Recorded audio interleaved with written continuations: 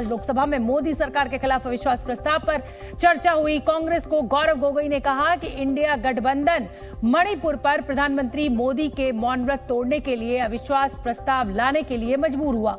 वहीं बीजेपी के निशिकांत दुबे ने सोनिया गांधी पर तंज कसते हुए राहुल गांधी और रॉबर्ट वाड्रा पर हमला बोल दिया। अविश्वास प्रस्ताव के पक्ष और विपक्ष में जमकर शब्द बाण चले। आप भी देखिए और सुनिए।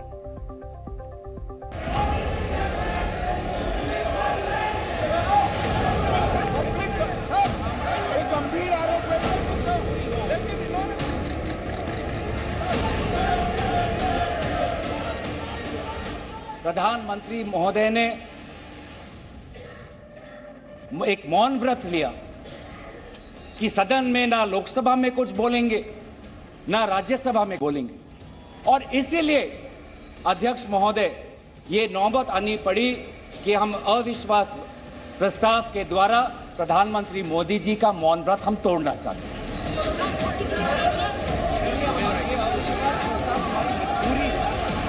उनको दो काम करना है, बेटे को सेट करना है और दामाद को भेंट करना है।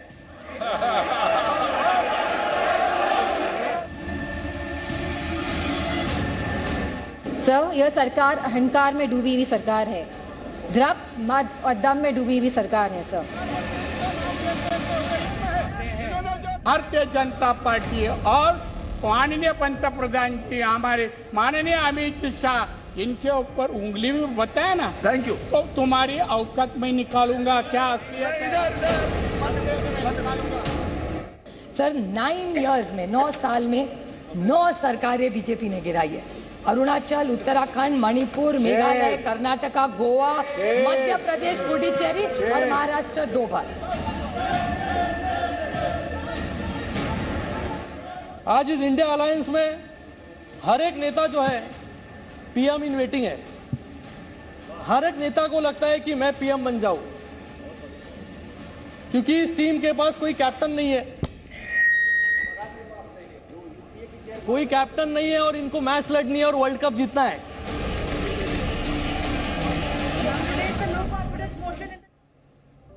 लोकसभा में अविश्वास प्रस्ताव पर चर्चा की शुरुआत कांग्रेस सांसद गौरव गोगोई ने की। भाषण की शुरुआत में गौरव गोगोई ने प्रधानमंत्री मोदी को लेकर एक ऐसी बात कह दी जिसे सुनकर गृह मंत्री शाह भड़क गए। दरअसल अविश्वास प्रस्ताव पर चर्चा की शुरुआत राहुल गांधी करने वाले थे, लेकिन ऐन वक्त पर कांग्रेस ने चर्चा की शुरुआत असम से सांसद गौरव गोगोई से कर दी। ये हमारी मजबूरी है कि हम अविश्वास प्रस्ताव हमें लाना पड़ा। सर, हम तो राहुल गांधी जी के भाषण सुनने के लिए हम उत्सुक है। सर, हम उत्सुक है राहुल गांधी का।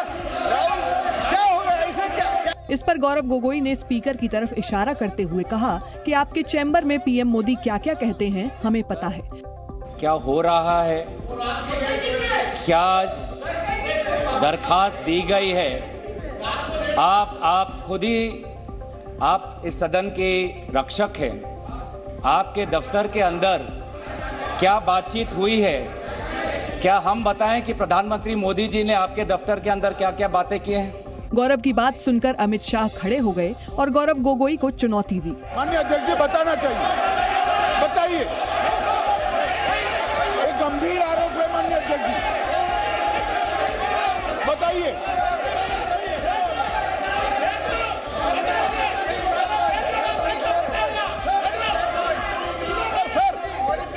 प्रधानमंत्री जी का लेंगे आप, प्रधानमंत्री जी का नाम लेते हुए और शेर का नाम लेते हुए ऐसा अनाप शनाप आरोप नहीं लगा सकते। स्पीकर के हस्तक्षेप के बाद मामला शांत हुआ। वहीं अधीर रंजन ने बीजेपी पर तंज कसा।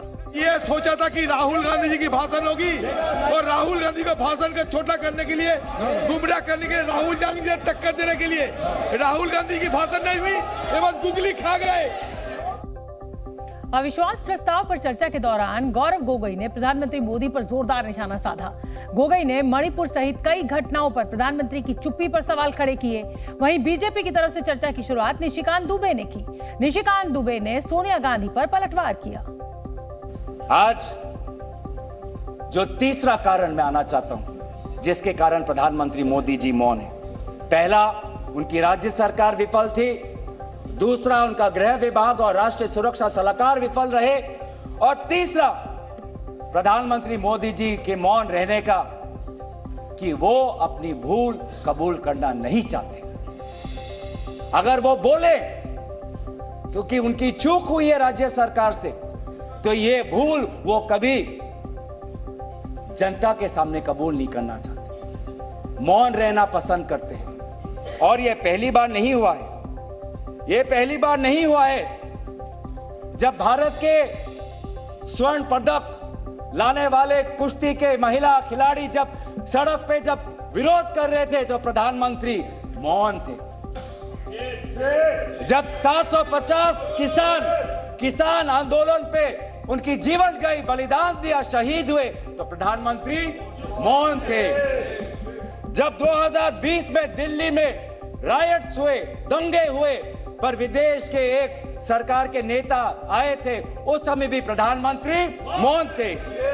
जब अडानी पर इसी सदन में राहुल गांधी जी ने प्रधानमंत्री मोदी जी से सवाल किया कि कितने बार अडानी जी एक विशेष कंपनी को प्रधानमंत्री के साथ जाने पर उनको सुविधा हुआ, तो प्रधानमंत्री मोदी जी मौन थे। जब हम बार बार पूछते हैं,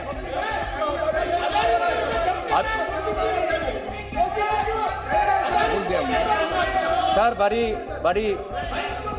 बड़ी आश्चर्य की बात है कि सर कि अभी तक मैंने प्रधानमंत्री का नाम लिया, अभी तक मैंने मुख्यमंत्री का नाम लिया, अभी तक मैंने गृह मंत्री का नाम लिया, अभी तक इनकी तरफ से विरोध नहीं आया, लेकिन जब एक विशेष कंपनी के मालिक का नाम लिया तो ये सारे मंत्री और सांसद खड़े हो गए। अविश्वास प्रस्ताव किस लिए आया? यहाँ सोनिया जी बैठी हुई हैं। सोनिया जी का मैं बड़ा सम्मान करता हूं सर। सोनिया जी, मुझे जो लगता है कि उनके पार्टी की उनकी दो मनस्थिति है। वो एक हिंदू सभ्यता संस्कृति में बिलीव कर रही हैं, इसीलिए अलौकिका पंडिता की तरह जो पूरा किताब में लिखा हुआ है कि क्या क्या करना चाहिए एक भारतीय नारी को, उसका पूरा का पूरा पिक्चर सोनिया जी देती है। उनको दो काम करना है, बेटे को सेट करना है और दामाद को भेंट करना है।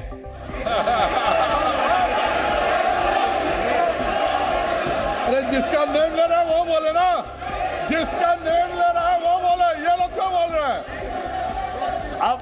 अब आप समझे सर, मैंने दोनों बातें कही कि बेटे को सेट करना है और दामाद को भेंट करना है। मैं अपने बात पर कायम हूं सर। गौरव गोगोई ने राष्ट्रवाद पर बीजेपी को घेरा।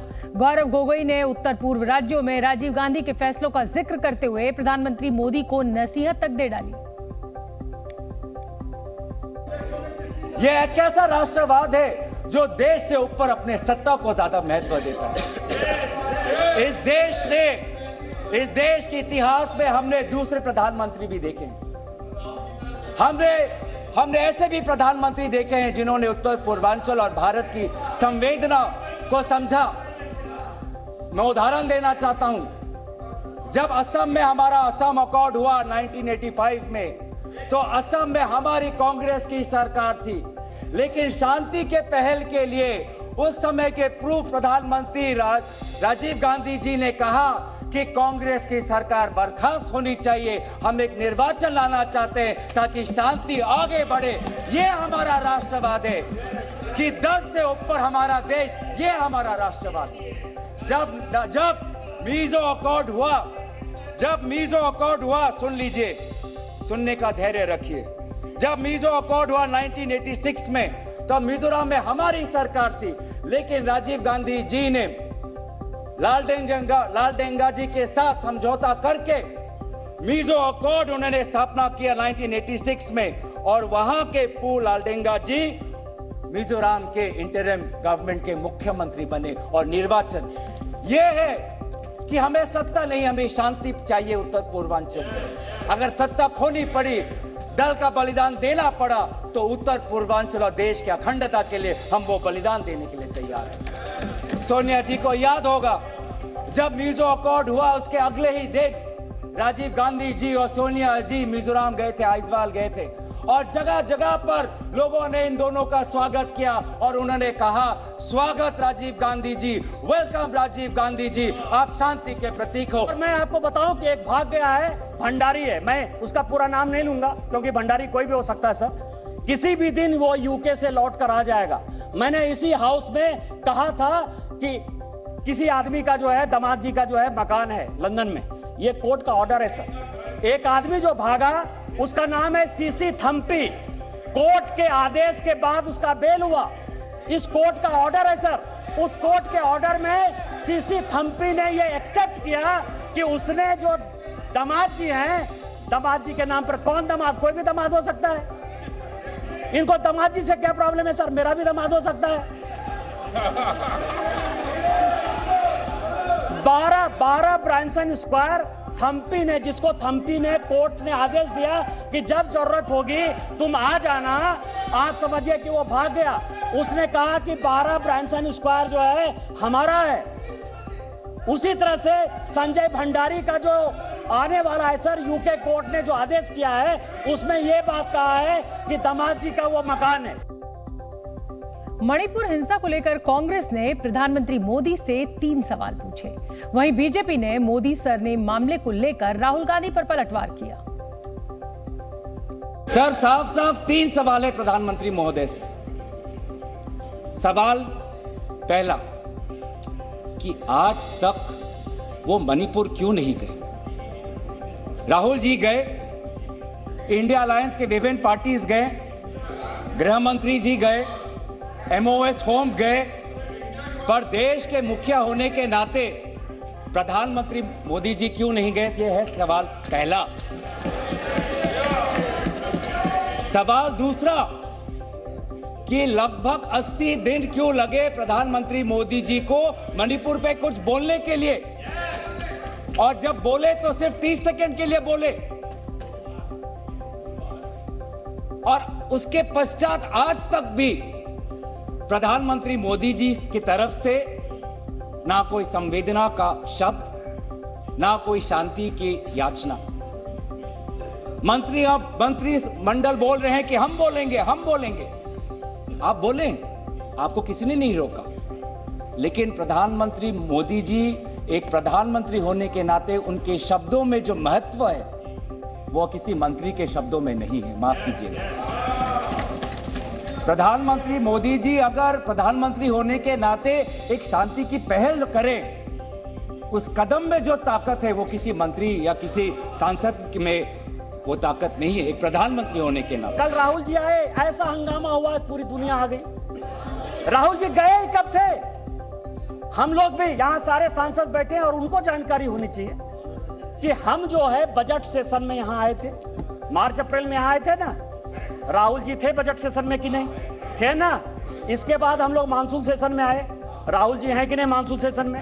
राहुल जी गए कहाँ थे, कहाँ गए थे, किस तरह की चर्चा है? और दूसरी बात यह है कि जिस सुप्रीम कोर्ट के जजमेंट के आधार पर आए हैं उसने अभी जजमेंट नहीं दिया है, अभी स्टे ऑर्डर दिया है, और तो भी उन्होंने कहा है, लोग कहते हैं प्रधानमंत्री मौन है, प्रधानमंत्री माफी नहीं मांगते, प्रधानमंत्री चीजें नहीं बोलते। मैं ये कह रहा हूं कि ये क्या नहीं कर रहे हैं, अभी भी कह रहे हैं, 2 चीजें कह रहे हैं, मैं माफी नहीं मांगूंगा। क्यों माफी मांगे भाई? मोदी तो बहुत छोटा जात है, नीच जात है, ओबीसी है, ओबीसी से क्यों माफी मांगेंगे, बड़े आदमी हैं। और दूसरी बात यह है कि सावरकर नहीं हूं मैं, सावरकर नहीं हूं मैं, आप सावरकर हो भी नहीं सकते, कभी जिंदगी में नहीं हो सकते। 28 साल उस आदमी ने जेल में गुजारा है, आप अपनी तुलना सावरकर से करते, कभी सावरकर नहीं हो सकते। जिस मोदी सरकार के खिलाफ आज अविश्वास प्रस्ताव रखा गया और चर्चा हुई, वो आखिर है क्या और उसे कौन और कैसे पेश करता है, आइए आपको समझाते हैं, बताते हैं, ग्राफिक्स के जरिए हम आपको ये समझाते हैं। अविश्वास प्रस्ताव एक संसदीय प्रक्रिया है जिसके तहत विपक्ष सरकार को चुनौती देता है कि वो साबित करें कि उसके पास लोकसभा का विश्वास है, यानी सरकार ये साबित करे, या यूं कहें कि सरकार को यह साबित करना होता है कि लोकसभा में उसके पास बहुमत है। सदन में बहुमत होने पर ही सरकार को सत्ता में रहने का अधिकार है। लोकसभा के रूल 198 में अविश्वास प्रस्ताव का जिक्र है। लोकसभा का कोई भी सदस्य अविश्वास प्रस्ताव ला सकता है, लेकिन प्रस्ताव को सदन के 50 अन्य सदस्यों का समर्थन जरूरी होता है। लोकसभा स्पीकर प्रस्ताव की जांच कर उसे स्वीकार करते हैं, फिर स्पीकर चर्चा की तारीख और समय तय करते हैं। अविश्वास प्रस्ताव पर स्वीकार करने के 10 वर्किंग डे के अंदर सदन में चर्चा कराना जरूरी होता है। चर्चा पूरी होने के बाद लोकसभा में अविश्वास प्रस्ताव पर मतदान किया जाता है, यानी वोटिंग की जाती है। अविश्वास प्रस्ताव के पक्ष में ज्यादा वोट होने पर सरकार गिर जाती है। अविश्वास प्रस्ताव के विरोध में ज्यादा वोट होने पर सरकार पर कोई असर नहीं होता है। गौरव गोगोई के पूरे भाषण में निशाना सिर्फ प्रधानमंत्री मोदी थे, इसलिए बीजेपी ने भी कांग्रेस पर हमला करते हुए कहा कि अविश्वास प्रस्ताव एक गरीब के बेटे के खिलाफ लाया गया है। तो कहीं ना कहीं प्रधानमंत्री जी चाहते हैं कि वो मौन रहे ताकि उनकी राज्य सरकार की छवि धूमिल ना हो, क्योंकि उनको छवि से लगाव है। चाहे लोगों पे अत्याचार हो, ड्रग्स की समस्या बड़ी हो, ये उनके लिए महत्व नहीं रखता। पर जैसे कि मैंने कहा कि उनके मौन रहने का कारण 3 है, अभी तो मैंने सिर्फ एक कारण का उजागर किया। और दूसरा कारण यह है, और बहुत मैं सम्मानपूर्वक ये बात कहना चाहता हूं, दूसरा कारण प्रधानमंत्री मोदी जी का मौन रहने का यह है कि आज भारत केंद्र सरकार का गृह विभाग और राष्ट्रीय सुरक्षा सलाहकार आज विफल हुए हैं। क्या हो रहा है मणिपुर में? 5000 से ज्यादा हथियार आज लोगों के हाथों में है। लगभग 35 पुलिस स्टेशंस में भीड़ वहां जाकर वहां से हथियार अपने साथ ले जाते हैं। कभी आप जितने भी राज्यों का आपने जो उजागर किया है, कभी ऐसी स्थिति देखी है कि 2 महीनों में एक भीड़ पुलिस थाने में जाकर, पुलिस ट्रेनिंग कॉलेज में जाकर वहां पे जो हथियार है वो लेके जाती है?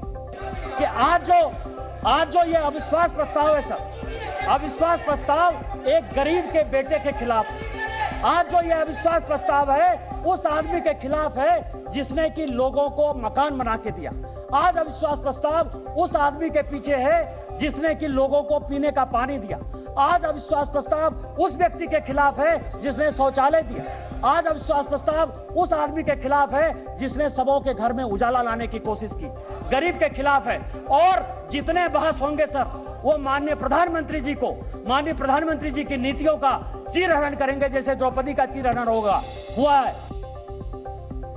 संसद में अविश्वास प्रस्ताव पर बहस के दौरान एकनाथ शिंदे और उद्धव गुट के सांसद आपस में भिड़ गए। बहस हो रही थी अविश्वास प्रस्ताव पर, लेकिन हिंदुत्व की विचारधारा को लेकर श्रीकांत, एकनाथ शिंदे और अरविंद सावंत ने एक दूसरे पर जमकर कटाक्ष किए। आज कुछ लोग जो है यहाँ पर, मैंने सुना परसों भी कह रहे थे कि गद्दार लोग के बीच में जो है यहाँ पर अमित शाह जी बैठे हैं। मुझे पूछना है इनको कि 2019 में जब भी आप इलेक्शन लड़े, तभी आप किसकी फोटो लगाकर जो है इलेक्शन लड़े और किसके अलायंस में जो है आप लोगों के सामने वहां पर गए, और लोगों ने 2019 में जो है मैंडेट जो है शिवसेना और भारतीय जनता पार्टी को जो है मैंडेट वहां पर दिया था। लेकिन चुनाव के बाद ऐसी परिस्थिति बन गई कि इनको लोगने लगा कि अभी मैं मुख्यमंत्री बन जाऊं, और बाला साहब के विचार क्या होते हैं, हिंदुत्व के विचार क्या होते हैं, उसको कौन पूछता है। तो आज जो है गठबंधन की सरकार जो है एमवीए वहां पर प्रस्तापित की। हिंदुत्व के विचार जो है उसको बेचने का काम, बाला साहब के विचारों से दूर जाने का काम जो है इन्होंने किया। वो हमें हिंदुत्व सिखा रहे हैं, हम पैदाइशी है, ये हमें हिंदुत्व सिखा रहे। हिंदुत्व में भगोड़े नहीं होते, भगोड़े नहीं होते। जो लोग भगोड़े हैं वो भगोड़े क्या बोलेंगे? क्या हिंदुत्व तो सिखाएंगे हमें? जिनको जो जन्म में आए यहाँ, इनको क्या मालूम है बाला साहब क्या थे? वंदनीय बाला साहब ने हिंदुत्व ये बताया, भैया मुझे मंदिर में घंटा बजाने वाला हिंदू नहीं चाहिए, आतंकवादियों को मारने वाला हिंदू चाहिए। झूठे लोग सच बताने की कोशिश करते हैं, उस विषय पर मैं आऊंगा। और भी झूठे लोग झूठी बात करके सच्चाई बता छुपाने की बात करते हैं। जवाहरलाल नेहरू, इंदिरा गांधी से लेकर प्रधानमंत्री मोदी तक अब तक 28 बार केंद्र सरकार के खिलाफ अविश्वास प्रस्ताव लाया जा चुका है, लेकिन सिर्फ एक बार अविश्वास प्रस्ताव की वजह से सरकार गिर गई थी। जुलाई 1979 में मोरारजी देसाई सरकार के खिलाफ अविश्वास प्रस्ताव लाया गया था। विपक्ष की ओर से वाई चौहान ने यह अविश्वास प्रस्ताव पेश किया था। संसद में अविश्वास प्रस्ताव पर चर्चा का कोई नतीजा नहीं निकला था। तब घटक दलों में मतभेद के चलते मोरारजी देसाई अपनी सरकार को बचा नहीं पाए थे। मोरारजी देसाई ने अपने पद से इस्तीफा देकर राजनीति से तब संन्यास ले लिया था। भारतीय राजनीति में यह इकलौता मौका रहा जब अविश्वास प्रस्ताव के बाद सरकार गिर गई थी, भले ही अविश्वास प्रस्ताव पर संसद में मतदान नहीं हुआ हो। अमरावती से निर्दलीय सांसद नवनीत राणा ने अविश्वास प्रस्ताव करते हुए मणिपुर के वायरल वीडियो की टाइमिंग पर सवाल उठाए। नवनीत ने पूछा कि संसद सत्र के एक दिन पहले वीडियो क्यों वायरल हुए। नवनीत राणा ने राजस्थान को लेकर विपक्ष पर भी निशाना साधा। मैं विपक्ष से पूछती हूं कि अगर मणिपुर की महिलाएं आपको इतनी महत्वपूर्ण रखती हैं तो 4 मई को आपका डेलीगेशन वहां क्यों नहीं जाता? 3 महीने के बाद पार्लियामेंट शुरू होने के बाद आपके विपक्ष का पार्लियामेंट का पूरी टीम बनाकर आप वहां जाकर चौकसी के लिए क्या दिखाना चाहते हैं? फोटो खींचने के लिए, वीडियो बनाने के लिए, उसकी मां के रोना दिखाने के लिए? मैं पूछती हूं कि राजस्थान में जहां पर विपक्ष की सरकार है, जब एक लड़की के साथ इतनी बुरी तरीके से व्यवहार होता है, अत्याचार होता है, तो विपक्ष का डेलीगेशन आज तक राजस्थान क्यों नहीं गया? पार्लियामेंट के विपक्ष के इन्होंने उत्तर देना चाहिए। ये समाजवादी पार्टी की सांसद डिंपल यादव ने भी अविश्वास प्रस्ताव पर चर्चा में हिस्सा लिया। डिंपल यादव ने उत्तर प्रदेश में अपराध को लेकर योगी सरकार पर निशाना साधा। सत्ता पक्ष के लोग कह रहे थे, मिनिस्टर कह रहे थे कि हमको राजस्थान में चर्चा करनी चाहिए, जो महिलाओं के साथ जघन्य अपराध हो रहे हैं। गुजरात की चर्चा करनी चाहिए, छत्तीसगढ़ की चर्चा करनी चाहिए, तो मध्य प्रदेश की भी चर्चा होनी चाहिए, उत्तर प्रदेश की भी ज़रूर चर्चा होनी चाहिए, क्योंकि आंकड़े बताते हैं एनसीआरबी के कि हर रोज़, हर 3 घंटे में एक महिला का शारीरिक उत्पीड़न उत्तर प्रदेश में होता है। हर 3 घंटे में एक महिला का शारीरिक उत्पीड़न उत्तर प्रदेश में हो रहा है, और उत्तर प्रदेश की सरकार और केंद्र की सरकार और ये डबल इंजन की सरकार इस बात का संज्ञान नहीं ले रही है। सर, मणिपुर की जो घटना हुई है सर, यह कोई मामूली घटना नहीं है, ये बहुत ही संवेदनशील घटना है। और सर, सरकार का रवैया बहुत ही संवेदनहीन रहा है इस मामले को लेकर। सर, यह सरकार अहंकार में डूबी हुई सरकार है, द्रप, मद और दम में डूबी हुई सरकार है sir. It was a complete violation of human rights, destruction of human rights, and using women as instrument for perpetrating violence is simply unacceptable in the constitutional democracy, sir. Very good point. Sir, और इस पूरे कांड की sir निंदा पूरे विश्व में हुई है, और हम भारतवासियों का सर शर्म से झुका है सर इस घटना को लेकर। Sir, it was a state sponsored ethnic violence. Rajya Sabha में आज सभापति जगदीप धनखड़ और टीएमसी सांसद डेरेक ओब्रायन के बीच तीखी नोकझोंक हुई। मणिपुर की घटना पर चर्चा की मांग करते हुए डेरेक ओब्रायन चेयर की तरफ चिल्लाने लगे, जिसके बाद सभापति जगदीप धनखड़ का गुस्सा 7वें आसमान पर पहुंच गया। Tell me under which rule दरअसल बहस एक पॉइंट ऑफ ऑर्डर से शुरू हुई थी। डेरेक से धनखड़ ने पूछा कि वो किस रूल के तहत पॉइंट ऑफ ऑर्डर दे रहे हैं। इस पर डेरेन जवाब देते देते राज्यसभा के चेयरमैन जगदीप धनखड़ पर चिल्लाने लगे। Tell me under which rule are you raising point of order? Rule book first the rule under which rule? The rule is on page 92. Yes, which rule? The rule is 267. The leader of the opposition has been asking for a discussion on Manipur. Take your seat. You allow the discussion on Manipur. That's my point of view. TMC सांसद की तेज आवाज सुनकर जगदीप धनखड़ नाराज हो गए। उन्होंने Brian को अपनी सीट पर बैठने को कहा, लेकिन वो लगातार चिल्लाते रहे, जिसके बाद सभापति खड़े हुए और डेरेक ओब्रायन को सदन छोड़ने का निर्देश दिया। Honorable members, I name Mr. Derek O'Brien. He must leave the house. I name him. Leave the house. Yes. I wish to move a motion. इसके बाद केंद्रीय मंत्री पीयूष गोयल ने मोशन मूव किया। उन्होंने बाकी बचे हुए मॉनसून सत्र के लिए डेरेक ओब्रायन के सस्पेंशन का प्रस्ताव रख दिया। पीयूष गोयल ने कहा कि टीएमसी सांसद लगातार सदन की कार्यवाही को बाधित कर रहे हैं और चेयर का अपमान कर रहे हैं। For the suspension of Mr. Derek O'Brien for the remainder of this session for continuously and willfully disturbing the proceedings of the House, for disobeying the chair and for continuously creating disturbance in the House. इसके बाद TMC और विपक्षी दलों के सांसद well में पहुंच गए और नारेबाजी करने लगे। हालांकि भारी हंगामे के बीच राज्यसभा सभापति ने डेरेक ओब्रायन को सस्पेंड करने का फैसला सुनाया और राज्यसभा की कार्यवाही स्थगित कर दी।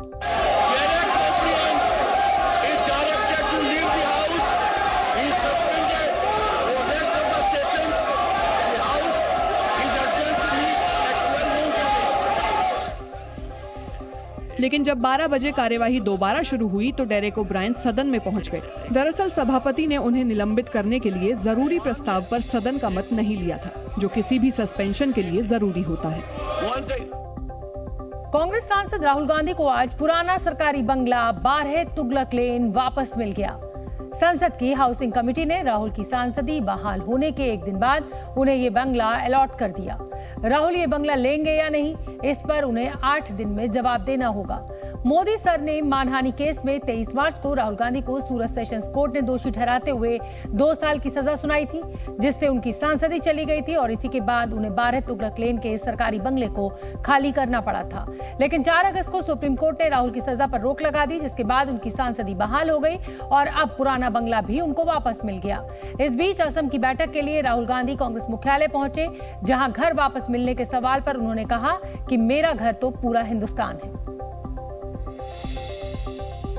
कितनी खुशी आपको सर? कितनी खुशी आपको? कितनी खुशी आपको? घर आपको मिल गया? मेरा घर पूरा हिंदुस्तान है। आप मणिपुर में कब बोलेंगे? मोदी सर ने मामले में 2 साल की सजा मिलने के बाद 22 अप्रैल 2023 को राहुल गांधी को ये बंगला खाली करना पड़ा था। इससे पहले राहुल गांधी 12 तुगलक लेन में 19 सालों तक रहे थे। राहुल गांधी 2004 में पहली बार अमेठी से सांसद बने थे और उसके बाद पहली बार उन्हें 12 तुगलक लेन वाला सरकारी बंगला अलॉट किया गया था। ये दिल्ली के लुटियन जोन में स्थित टाइप 8 बंगला है, जो हाईएस्ट कैटेगरी का है। इस आलीशान बंगले में 5 बेडरूम, 1 हॉल और 1 स्टडी रूम, सर्वेंट क्वार्टर है। बंगले में गृह प्रवेश के बाद शिफ्ट हुए थे राहुल गांधी, जो उनको खाली करना पड़ा था, जिसमें सोनिया गांधी, प्रियंका गांधी, रॉबर्ट वाड्रा भी शामिल हुए थे। इससे पहले राहुल 10 जनपद स्थित बंगले में अपनी मां सोनिया गांधी के साथ रहते थे। उत्तर प्रदेश विधानसभा के मानसून सत्र के दौरान 1980 में हुए मुरादाबाद दंगे की रिपोर्ट रखी गई, जिसमें कई बड़े और चौंकाने वाले खुलासे हुए। रिपोर्ट के मुताबिक मुस्लिम लीग के 2 नेताओं की राजनीतिक महत्वाकांक्षाओं के चलते ये दंगा भड़का। ईदगाह और दूसरी जगहों पर गड़बड़ी पैदा करने के लिए कोई भी सरकारी अधिकारी, कर्मचारी या हिंदू उत्तरदायी नहीं था। दंगों में आरएसएस या बीजेपी का कोई हाथ सामने नहीं आया। आम मुसलमान भी ईदगाह पर उपद्रव करने के लिए उत्तरदायी नहीं थे। रिपोर्ट के मुताबिक ये दंगा डॉक्टर शमीम अहमद के नेतृत्व वाली मुस्लिम लीग और डॉक्टर हामिद हुसैन उर्फ डॉक्टर अज्जी के समर्थकों और भाड़े के लोगों ने भड़काया था। 1980 में हुए मुरादाबाद दंगों में करीब 83 लोगों की जान गई थी और 100 से ज्यादा लोग घायल हुए थे। तब राज्य में वीपी सिंह के नेतृत्व वाली कांग्रेस की सरकार थी। ये दंगा ईद के दिन शुरू हुआ था। सरकार ने मुरादाबाद दंगों की जांच जस्टिस सक्सेना आयोग को सौंपी थी। उन्होंने इस मामले की रिपोर्ट साल 1983 में सरकार को सौंप दी थी, लेकिन 40 साल तक किसी भी सरकार ने ये रिपोर्ट सार्वजनिक नहीं की। लिहाजा अब प्रदेश की बीजेपी सरकार इस दंगे की रिपोर्ट को सार्वजनिक कर रही है। साथ ही सवाल उठा रही है कि पूर्व की सरकारों ने इस रिपोर्ट को सार्वजनिक क्यों नहीं किया।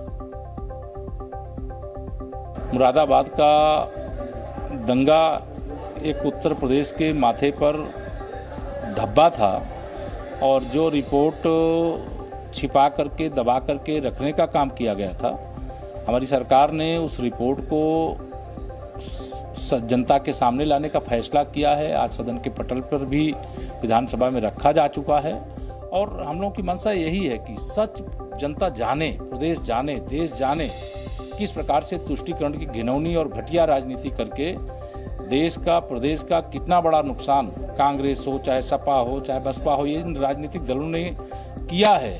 आज उत्तर प्रदेश दंगा मुक्त है। जी न्यूज संवाददाता राजू राज ने मुरादाबाद के उन लोगों से बातचीत की जिन्होंने 1980 में हुए इस दंगे की आग से बेगुनाहों के घरों को जलते और उन्हें मरते देखा था। हफीज साहब, ये बताइए कि 13 अगस्त 1980 को जी आप भी, आपका परिवार इस दंगे में पीड़ित परिवार रहा है, उनको भी चोटें आई, घायल हुए, क्या हुआ था उस दिन? हुआ ये था, ईदगाह के ऊपर कुछ मसला हुआ था ईदगाह पे। वहाँ होने के बाद में मतलब ये कि भगदड़ मच गई, थाने के ऊपर भीड़ आ गई।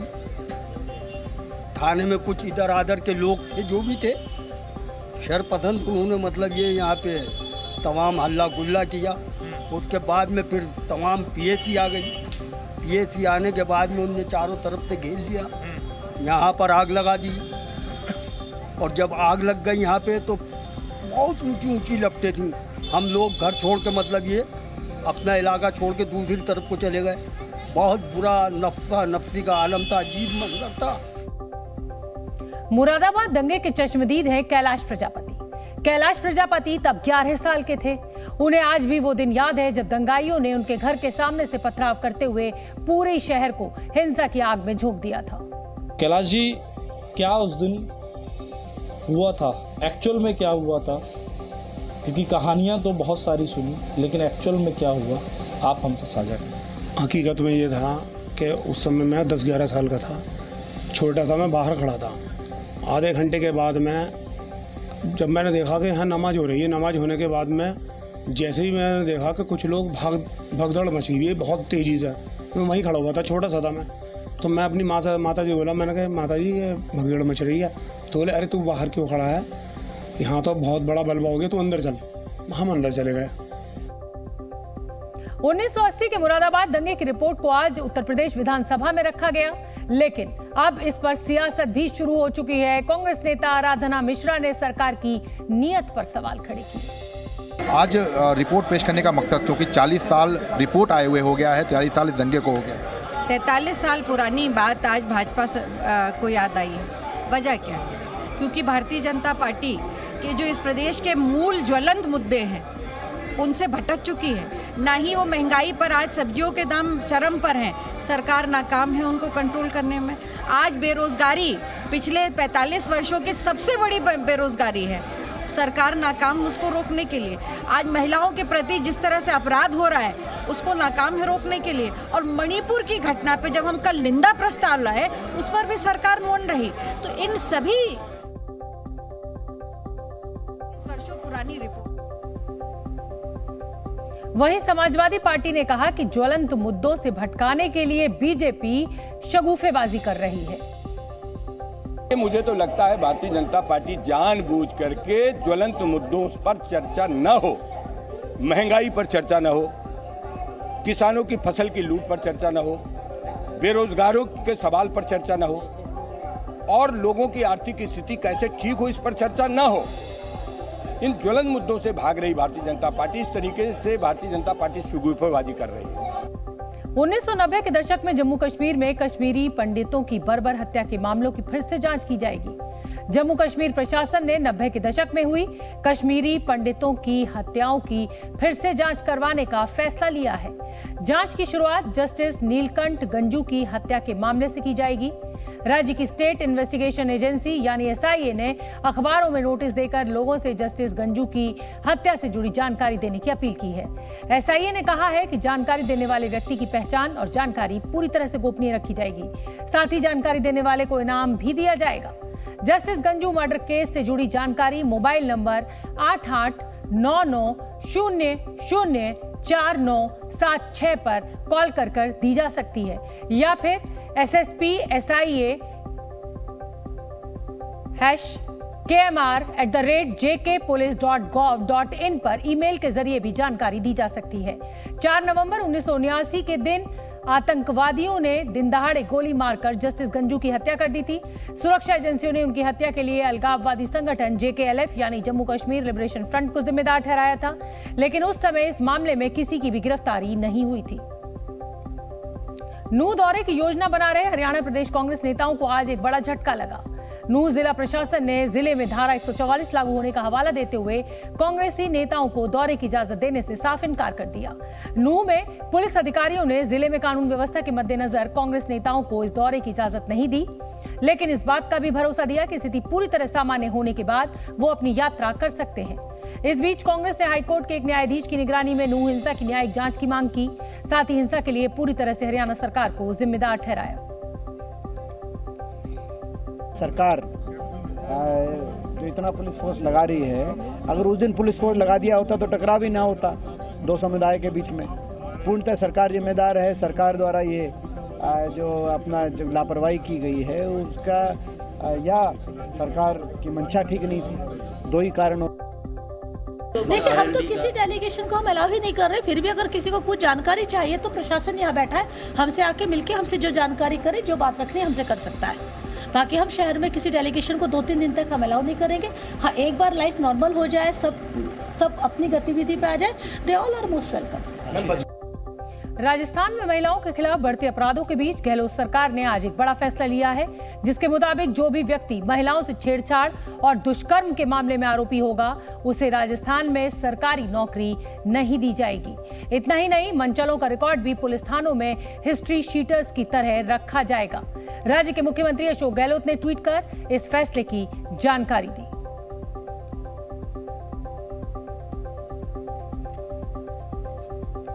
ये ट्वीट हम आपको दिखा रहे हैं जो राजस्थान के मुख्यमंत्री अशोक गहलोत ने किया है। तो गहलोत सरकार ने आज बड़ा फैसला लिया है, रेप के आरोपी को सरकारी नौकरी नहीं मिलेगी।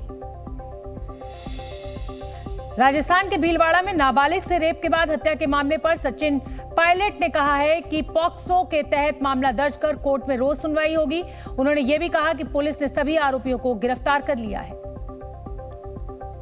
उनको समय रहते पकड़ा गया, लेकिन लोगों के मन में वो भय पैदा करना पड़ेगा कि अगली बार कोई ऐसा करने की सोचे तो उसका दिल भी कांपे। अगर लोगों के हौसले बुलंद रहेंगे तो इस प्रकार घटना और हो सकती हैं। इसलिए हम सबको, और मैं समझता हूँ सरकार भी ये चाह रही है कि इस प्रकार की घटनाएं आगे ना हो। उसके लिए हम क्या कर सकते हैं। चीतों की मौत की वजह से सुर्खियों में आए कूनो नेशनल पार्क के अधिकारी इन दिनों एक नई मुसीबत से जूझ रहे हैं। कूनो पार्क के अफसरों ने 20 दिन से लापता मादा चीता निर्वा की तलाश में हाथी तैनात करने का फैसला किया है। कूनो नेशनल पार्क के अफसरों का कहना है कि 21 जुलाई के बाद से ही मादा चीता निर्वा का कोई सुराग नहीं मिल पा रहा है।